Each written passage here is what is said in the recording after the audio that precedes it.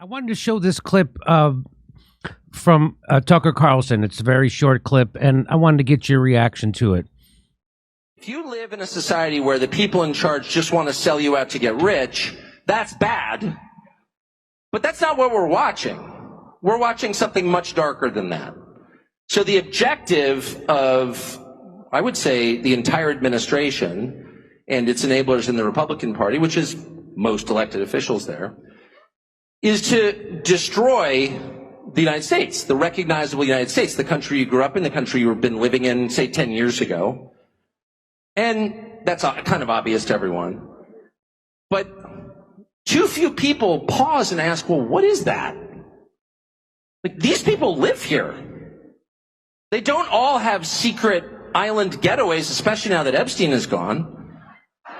And so if they succeed in their project of destroying the United States, where are they going to go?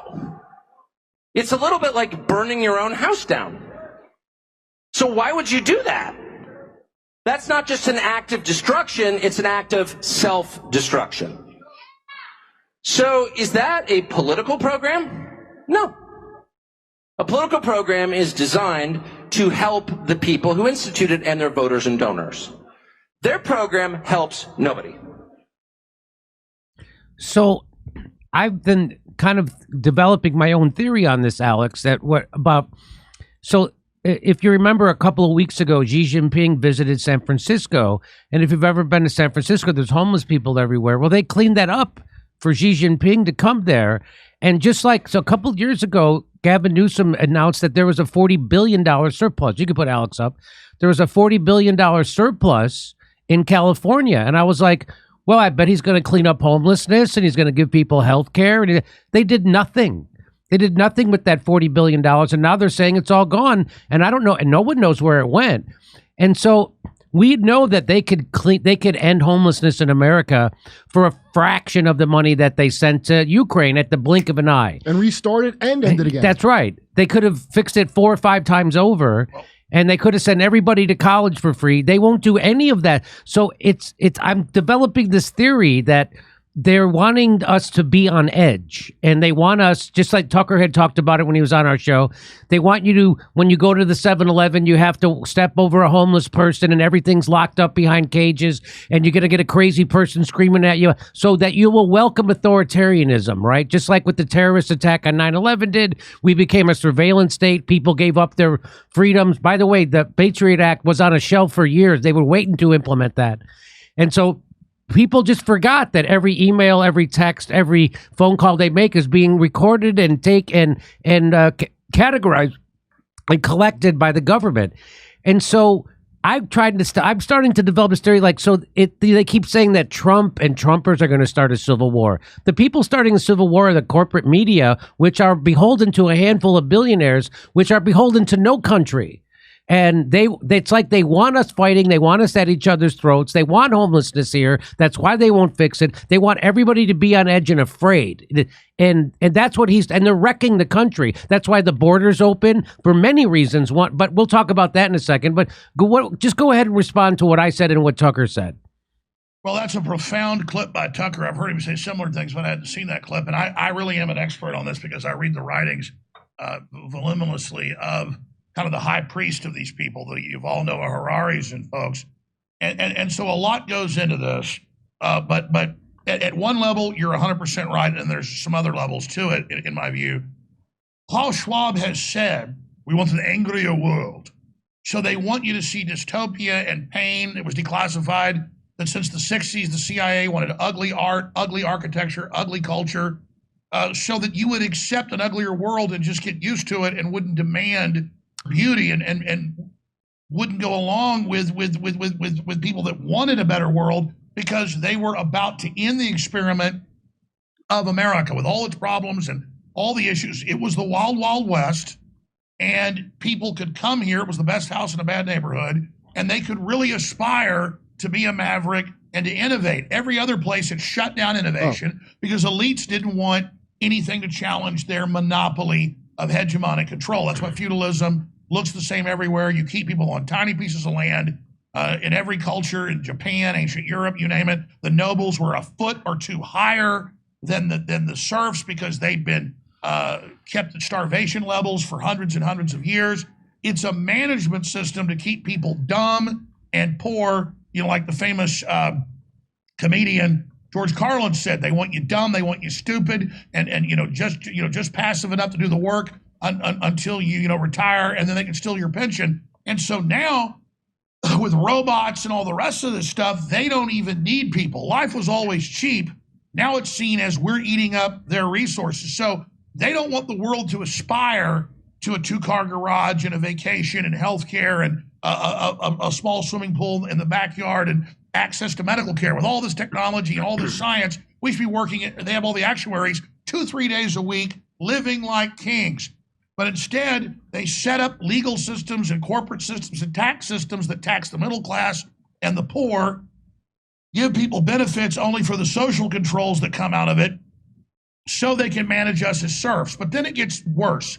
If you talk to, when I've covered Bilderberg myself more than 10 times, my crew many other times, we get into the hotel a few days before they close it, and I hand out a card and I say, when the Bilderberg group comes here to the waiters and to the staff and to the bartender, to the bellhop, when they come here and you see how rude and evil and mean they are, and you hear what they're saying, here's my phone number, call me and give me information. If you get any papers or things they throw in the trash, give them to me. I learned that from Jim Tucker, an old reporter that had been covering them since the 70s. And he's dead now, but he was a really interesting, old-fashioned gumshoe.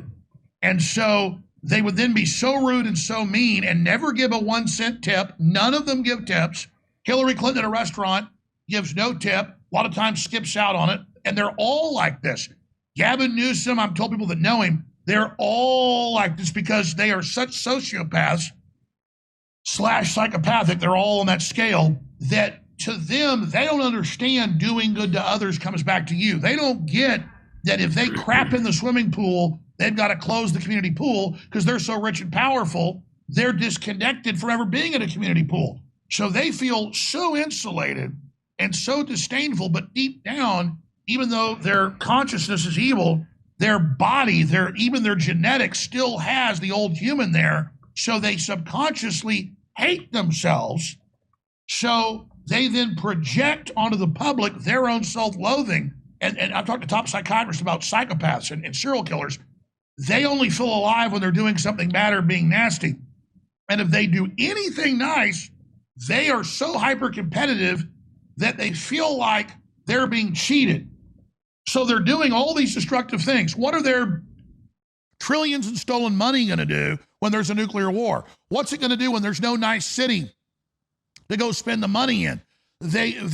So consciously they go, yeah, we'll dumb everybody down and make them stupid and poor to control them, but they're not even conscious enough to go, that'll blow back, because they have such little humanity, they can't even understand that basic thing. Yeah, be hard in business, be serious. Don't let folks push you around, but also realize you've got to not just give a homeless person $10, you've got to create a culture and a society that has things to aspire to and honor and competition, to where people are brought up to believe in something. But if you believe in something good, you'll become a high-functioning, successful person in your hierarchy of needs. And the final hierarchy, after food and sustenance and medical and family, is helping others and being a pillar, because you are connected to everybody. I'm not a collectivist in government makes you collective and makes us collective. No, we are collectivist creatures. We're a hive creature, but through individual determination, making the best decisions and proving what works best, we then collectively opt into the best system and the best collective mode. We still own things, we still have privacy, but it's because we collectively agree on what's good. They want a system that's tyrannical and centralized out of pure avarice and selfishness and greed at a overdriving level. And so they are completely against the very civilization that has made them fabulously rich and powerful as parasites. If cancer had a consciousness, it would say, I better not kill the body, I better just stay this size because I'll die. But cancer doesn't have a consciousness. If it had a consciousness, it would be thinking, I'm all powerful. I can't be stopped. Look at me. I'm taking over the brain, the lungs, the bones, the blood. I'm taking over the skin. but the whole thing dies. So they're like a conscious cancer that doesn't care it's destroying the host. And so they don't have that connectiveness with us. And so that's why they are the plague. And that's why humanity goes through cycles. We all know that. We're in a major turning right now, the fourth turning. And the globalists know that, so they want complete control and power because they know their old system's about to die. They want to have the Great Reset that I cover in my book, The Great Awakening, that's already a bestseller, to have even greater tyranny out of the collapse of their old parasitic financial system.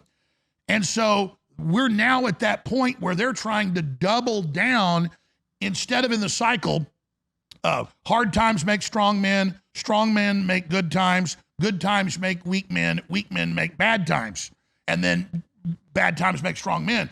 Obama and others call it the end of history. And they want such a scientific, factory-farmed, dumbed-down population that they even allow to be around. They want 500 million. That's official number. So they want to get rid of 7.5 million people. And they want factory-farmed people that they mind control, they read the thoughts of, they control the thoughts of and the dreams of, so they can play God. This is the dystopic, mad scientist hell they're building. And that's why they're at war against the natural order, because the natural order isn't conducive to the cancer taking over. And so would you define who, when you say they, how do you define they? Who is the they?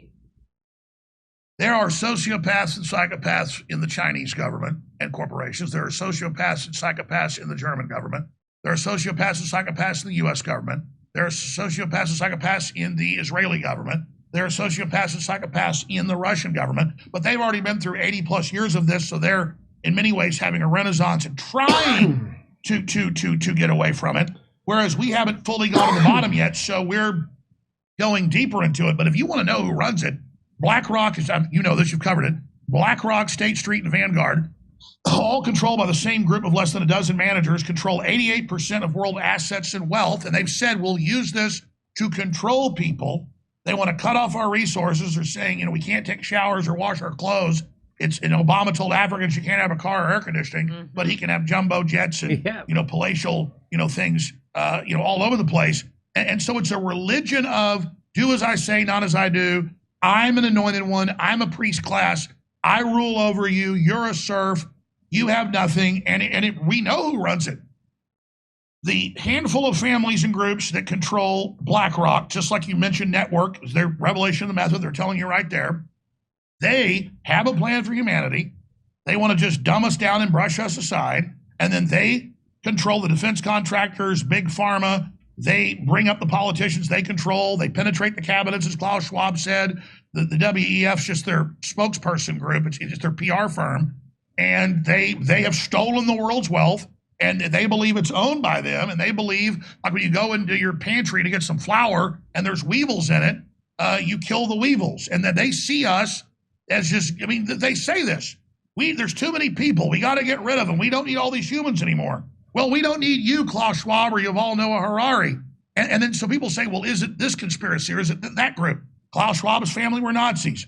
Yuval Harari's weren't. Xi Jinping helped round up his own family in the Cultural Revolution and watches his father and family were attacked and his sister was tortured. And he agreed with it. So he was rewarded by the parasitic system to be the leader of the country and a dictator to serve that ruling communist oligarchy because he literally stood by while his father was pilloried in the town square and while his sister was beaten to death. And so he's so committed to the party, he was rewarded in the top slot. And so he's just a manifestation. So if you look at the brain of a Henry Kissinger and the brain of a Zbigniew Brzezinski, one is Chinese, one is Jewish. Or the mind of Adolf Hitler. Hitler said everybody else is weak and dumb, survival of the fittest, social Darwinism. We're going to kill everybody that doesn't go along with us, and some will be left as slaves, but really we'll get rid of them later. And people say, well, why is Yuval Noah Harari saying we don't need humans, it's time to get rid of people, the future's not human? Hitler just said the future isn't anybody but an Aryan, which is bad enough. Yuval Noah Harari says the future ain't even human. That's a quote. He says humans are gone by 2047. And you can read NBC headlines, the same thing. A New York Times headlines, looking forward to the end of humanity. I'm in the grocery store checkout lane, saw a similar headline last week. It's telling you you're garbage, you're filth, you killed the earth, don't have a life force, don't have a survival instinct. You're killing everything. Look at the garbage, look at the homeless, look at the everything. Die, roll over, don't live, don't thrive, don't contend for the future, don't affect the future, because we have the Renaissance system of believing in humans and egalitarianism and classical liberalism and really empowering people, but doing it through the classical human system. That's the great awakening that we're in, that's countering the Great Reset, the war against the globalists, defeating the globalists and launching the next great Renaissance. And they can't compete with that. They are a evil, stinking witch that's literally trying to hand out poison apples versus Marilyn Monroe in their prime. Freedom in the Renaissance and liberalism, real liberalism, is Marilyn Monroe in her prime. And the New World Order is like a Skeksis from the Dark Crystal. They have to make everything ugly because they're ugly spiritually, culturally, metaphysically, and they need everything ugly to camouflage themselves because they're so fallen. So I just learned recently that the AP, the news service, the AP, the owners of the AP, is it the Rothschilds?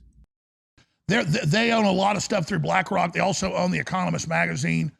And yeah, the Rothschilds, that's a whole other story. I'm sure you know it. But the British Empire was dominant until 1815.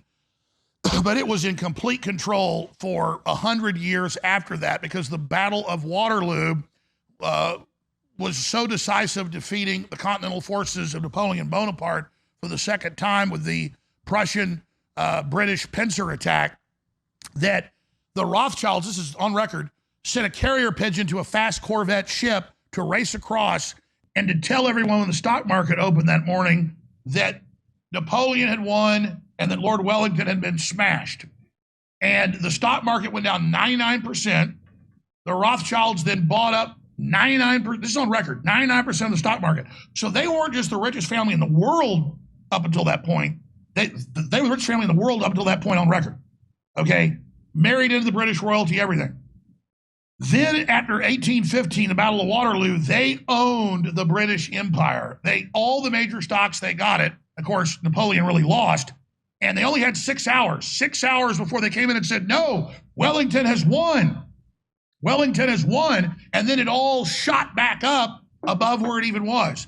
So look for them to do this again with a cyber attack. They're saying Trump supporters with no evidence, working with Putin, are going to cyber attack to cancel the election. The election, he's 10 points ahead in or more. So yeah, they'll use major crises and calamities to consolidate power. And the Anglo-American establishment, there's a tripolar world.